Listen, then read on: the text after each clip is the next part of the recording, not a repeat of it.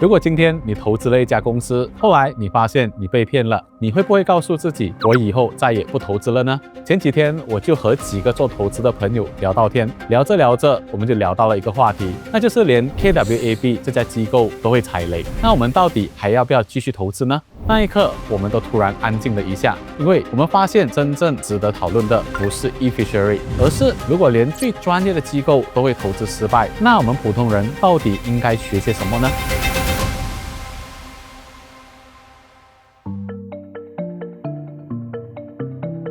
很多人都会觉得，怎么可能还会有人投资这样子的企业呢？可是如果你现在回头看，时间回到10年前，故事其实完全不一样的。当年2013年，印尼就有那么一位年轻创业者叫做 Gibran， 他就发现当地养鱼业非常的传统，什么时候喂鱼、喂多少，几乎全靠经验。于是他就自己开发了一套自动喂鱼的系统，希望利用科技改善整个产业。当然后来 eFishery 不只是卖机器而已，他开始做贷款、供应链、饲料采购、水产品交易、数据平台。慢慢的呢，它就不再像是一家卖设备的企业而已了，它更像是一家农业科技平台。这个故事很吸引人，因为更重要的是，它真正解决了一部分企业的问题。于是，越来越多国际资本开始了投资，包括了 Temasek、SoftBank、Northstar， 当然也包括了马来西亚的机构 KWAB。大家看到的是一家可能改变东南亚农业的公司，直到后来公司爆出了财务数据争议，整个故事才开始出现了裂痕。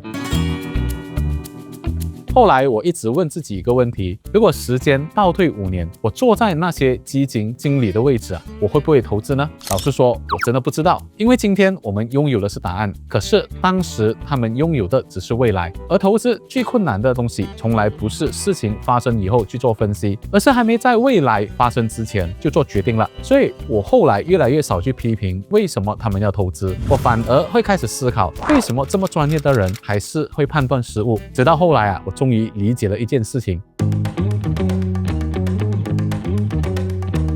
那就是以前我一直有个误解，我以为专业投资人总是比别人更会挑公司。后来我发现到不是的，真正专业的投资人不是不会犯错，而是他们知道自己是一定会犯错。此外，机构投资者往往背负巨大的短期业绩压力，排名落后呢，就会面临客户赎回或者老板施压。这种机制就导致了他们往往成为市场上情绪最不稳定的人，甚至被逼呢在底部割肉，在顶部接盘。因此，普通人绝不应该，或者更不应该掉入所谓的达克陷阱，盲目的高估自己预测市场和挑选个股的能力。既然连顶尖专家都做不到次次精准，那普通人就更不应该把希望寄托在寻找稳赚不赔的一家公司上。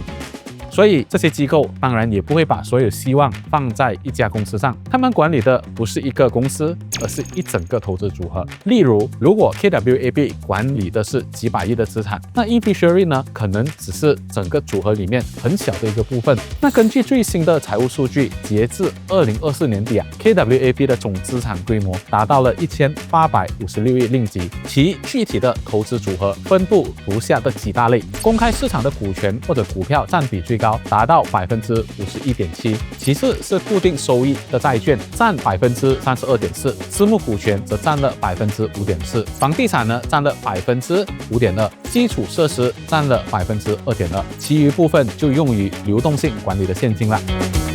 那关于这次 eFishery 的投资占比呢 ？KWAB 在 eFishery 的总投资额为1.63亿令吉，当然这笔资金占了 eFishery 总公司股份的2.5%亿 ，KWAB 仅作为少数的股东参与而已。那在总组合当中的实际占比如果以 KWAB 2025年底1952.6亿令吉的总资产规模来计算，那 eFishery 呢1.63亿令吉的投资仅占了整个投资组合里面的0.04%而已，所以 KWAB 这次在 eFishery 投资是有点失算，而且相当的痛，可是绝对不会因此就结束了。反观很多普通投资人却喜欢 all in 一家公司、一个产业，甚至是一次机会，然后就用自己全部的人生去赌，这个才是真正危险可怕的地方。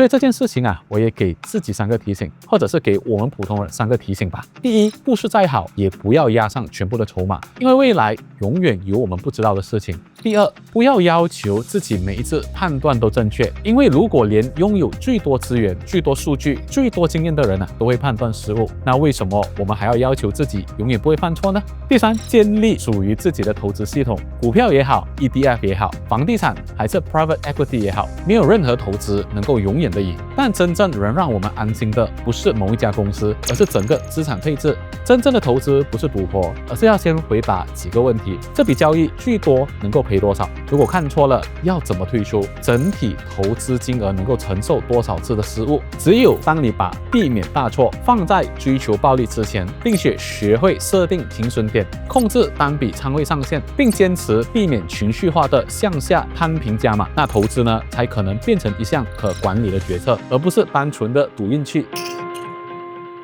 很多人看到了 e-fishery， 最后得到的结论是以后我不要投资 private equity 了。但我的结论刚好相反，我发现没有任何的投资可以保证100%成功。但真正成熟的投资不是寻找一个永远不会失败的机会，而是要建立一个即使失败了很多次，你依然还能继续前进的投资系统。以前的我一直在寻找最好的投资，现在我更在意的是怎么样可以让自己不会因为一次的失败而失去了未来20年的机会。因为我越来越相信一句话，投资不是寻找不会失败的方法，而是建立一个你失败以后还能继续前进的方法。善用复利效应，投资不仅仅是金钱的复利，更是人生的复利。通过持续学习，建立微习惯，每天进步一丁点，长期累积下来，你的认知、健康、财富必定会呈现指数级的增长。所以投资从来都不是比谁看得精准，而是要比谁能一直留在市场上。我是 Axwell， 一位一本正经在聊搞钱的人，顺便看一看这个世界到底在演些什么。那如果你喜欢这类型的财经科技分享，那就请务必点赞、订阅，并且打开小铃铛。我们就下期见。